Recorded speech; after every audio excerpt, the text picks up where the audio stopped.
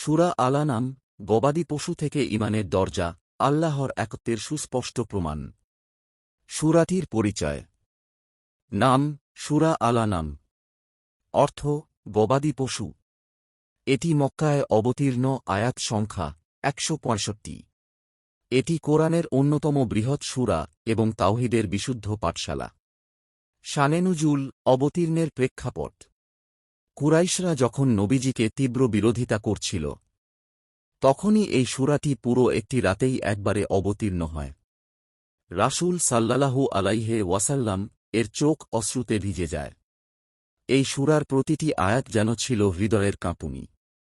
এই সূরায় একদিকে রয়েছে আল্লাহর সৃষ্টি নিদর্শন, শিরক ও মূর্তি পূজার খণ্ডন, গবাদি পশু নিয়ে মুশরিকদের ভুল বিশ্বাসের খণ্ডন, বিচার দিবস ও আখিরাতের স্মরণ।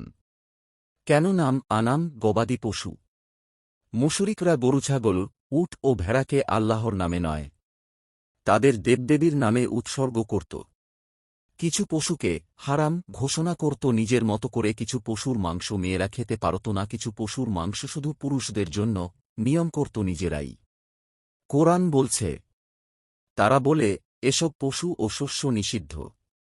এগুলো আমাদের দেবতাদের নামে উৎসর্গিত। আল-আনআম ১৩৮। আল্লাহ এই সূরায় সেই কুসংস্কার ভিত্তিক ধর্মীয় ব্যবসাকে চ্যালেঞ্জ জানান। সূরার মূল বিষয়বস্তু, সারাংশ, তাওহীদের সুস্পষ্ট ব্যাখ্যা। তিনি আকাশ ও পৃথিবী সৃষ্টি করেছেন। তিনি দিন ও রাত পরিবর্তন করেন। তিনি একমাত্র রব। আয়াত ১৪১ ও ১৪২। সূরার প্রায় প্রতিটি প্যারা সৃষ্টির নিদর্শন দিয়ে শুরু। চাঁদ, সূর্য, তারা, মেঘ, বৃষ্টি, শস্য, পশু, পাখি, নদী। এই নিদর্শন কাকে ইঙ্গিত করে? সৃষ্টিকর্তা আল্লাহ ছাড়া আর কে?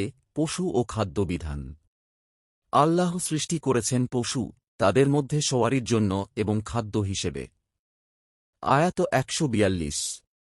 পশু হত্যা নয়, আল্লাহর নামে সঠিকভাবে জবাই করা, কেবল হালাল ভক্ষণ করা। বৈজ্ঞানিক দিক: হালাল উপায়ে জবাইকৃত পশুর মাংসে রক্ত জমাট থাকে না, ফলে তা বেশি নিরাপদ ও পচনরোধক। শয়তানের ধর্মীয় ফাঁদ: এভাবে শয়তান তাদের কাজ তাদের কাছে শোভন করে তুলেছে। আয়াত ১৩৭। যখন মানুষ আল্লাহর দ্বীনের বাইরে গিয়ে নিজে আইন তৈরি করে, তখনই তারা শয়তানের পথের অনুসারী হয়ে পড়ে। আধুনিক বিজ্ঞান ও সূরা আনাম, গবাদি পশু থেকে মানবজীবনে উপকার। দুধ, মাংস, চামড়া আমাদের জীবনের অংশ। পরিবেশের ভারসাম্য রক্ষায় প্রাণীদের ভূমিকা গুরুত্বপূর্ণ। সূরা আল-আনআম বারবার বলে, তোমাদের জন্য পশুতে রয়েছে নিদর্শন। এখনকার অ্যানামো সায়েন্স ভেটেরিনারি গবেষণাও এর গুরুত্ব দিচ্ছে। খাদ্য নিরাপত্তা: সূরাটি স্পষ্ট করে বলে, যা হারাম করা হয়নি তা বৈধ ধরে নিতে হবে।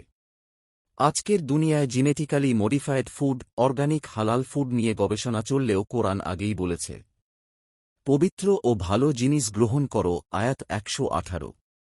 আমাদের জন্য শিক্ষণীয় দিক শিক্ষা: তাওহীদ, কেবল আল্লাহর ইবাদত, শিরক বর্জন, খাদ্য সতর্কতা, হালাল হারামের পার্থক্য জানা ও মানা, অন্ধবিশ্বাস এড়িয়ে চলা, কুসংস্কার ও সমাজঘটিত ভুল, ধর্মচর্চার বিপক্ষে দাঁড়ানো, প্রকৃতির প্রতি শ্রদ্ধা, গবাদি পশু ও প্রাণীর সুরক্ষা ও দায়িত্বশীল ব্যবহার, জীবনের প্রতিটি কাজে আল্লাহর স্মরণ, খাওয়া, চলাফেরা, উৎসর্গ, সবকিছুই হোক আল্লাহর নামে। সূরার বিশেষ শক্তিশালী আয়াত: আর যদি তুমি তাদের জিজ্ঞেস করো, কে আকাশমণ্ডলী ও পৃথিবী সৃষ্টি করেছে, তারা বলবে, আল্লাহ।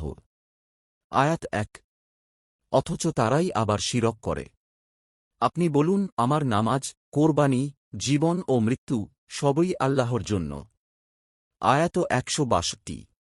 উপসংহার: সূরা আল-আনআম একটি অনবদ্য সূরা, যা আমাদের ঈমানকে প্রশ্ন করে, তুমি আসলে কাকে ইবাদত করো?